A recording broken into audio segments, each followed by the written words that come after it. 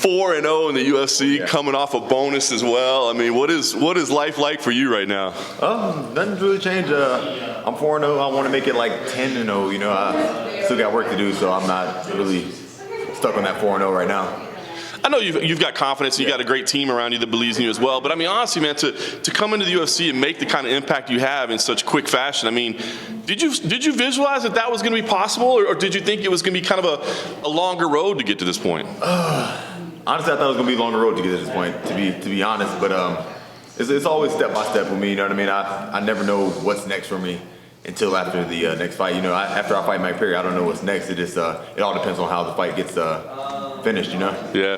I know I heard you ended up quitting your day job. I mean, it was funny because you always said, I'm going to hang on to that thing, man. I'm going to hang on to it. But finally you said, no, it's not. So now that you've made the decision, I'm curious, do you wish you'd done it earlier? Has it impacted you? Has it changed you? I feel like I did it at the right time. You know, when I was working, it was just I needed money, you know what I mean? Now that $50,000 bonus kind of helped me to supplement that into like my training regimen, and I'm not really concerned on being broke. So in this, I feel good. I feel more energy. I'm not stressed out like I usually am. Like usually when I come here during fight week, all I do is sit in a hotel room and sleep because I'm so tired from overworking myself. But now I'm relaxed and I'm just ready to go right now.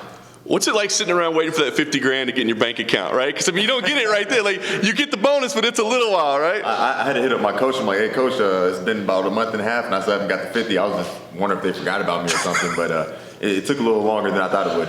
And then what happens? Like one day you just wake up and check your account, and you're like, oh. And it's there. I got a notification on my phone that I got a deposit. And I'm like, yes, finally, you know. And I just put it in my savings, and I just been sitting on that for a while. Nice.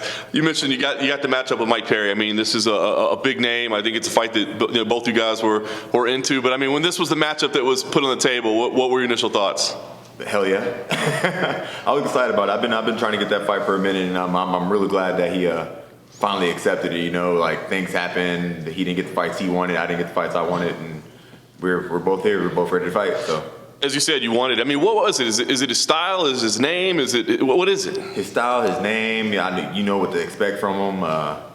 He's not going to back down. He's not going to shy away from a fight. So it's a perfect fight, and it's a perfect fight for the fans. You know, for both of us. You know, if it's a fight of the night thing, it's going to raise us both up. He's already high up there, but I need some of that clout. You said, I mean, you know what to expect. I mean, they said he's been exciting his whole career, but I mean, he's had some ups and downs. I think he's in need of a good result. I mean, do you expect him to come with any new wrinkles, any changes, maybe even fight safer? I expect him to go back to the old Mike Perry. He said it in a couple of his interviews. I expect him to, because the old Mike Perry is what got him his wins, you know. So he might go back and try to go back to old Mike Perry. Might not work out for him, but we'll see. It's funny because you fought dangerous guys. I mean, Bilal, very dangerous. Nico, very dangerous, you know. But Mike, I feel like his name carries a little bit more weight. So does this feel like more important somehow, or like a bigger moment, a bigger opportunity? Every fight's a big opportunity for me, you know. Like, especially in the UFC, you really don't want to lose. It sets you back far. So each fight I've had in the UFC has been the biggest fight of my life. So this is another biggest fight of my life. So. You know, your team is doing phenomenal, man, no question. Safe, obviously, is a big part of that. But, I mean, what's the secret ingredient there? I mean, what is it about the team that you guys are just racking up these wins? Hard work. That's it. It's really no secret. It's what every fighter should be doing. Hard work and listening to your coach. I see on social media stuff, you and Uriah Hall, it seems like have y'all bonded a little bit? Has that become like a chief partner for you? He's a real cool dude. It's like he's only been in the gym for like, 3 months, but it's like he's been there for years. You know what I mean? You know, he's not Uriah Hall, the dude that almost killed somebody on the Ultimate Fighter. He's just Uriah Hall, like a friend. Yeah. What do you take the most out of him? Like you said, I mean, he's got some fantastic striking techniques and that sort of thing, but he's also been around the game for a long time, and I feel like he's gone through like all the mental battles in the career, and that's what. So what have you taken the most from him? Is it technique stuff, or is it more of kind of like the mental side of the game? A little bit of both, the mental side and the technique.